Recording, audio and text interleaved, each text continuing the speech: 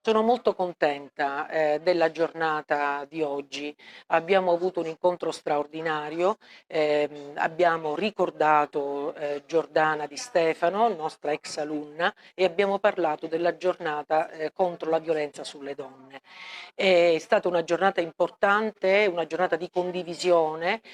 La scuola ha il dovere di insistere su temi sociali così importanti, perché ha il dovere di formare cittadini consapevoli.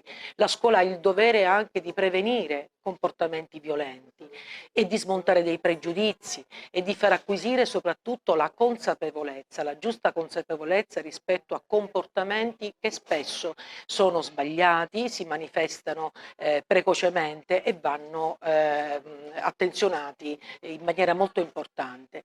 Inoltre la scuola ha il dovere di offrire uno spazio di ascolto sicuro. Noi ci impegniamo affinché tutto questo venga realizzato e oggi è stata una giornata straordinaria per la quale ringrazio moltissimo Vera Squatrito, la mamma di Giordana, la dottoressa Elena Portale, che hanno parlato e si sono confrontate con i nostri alunni.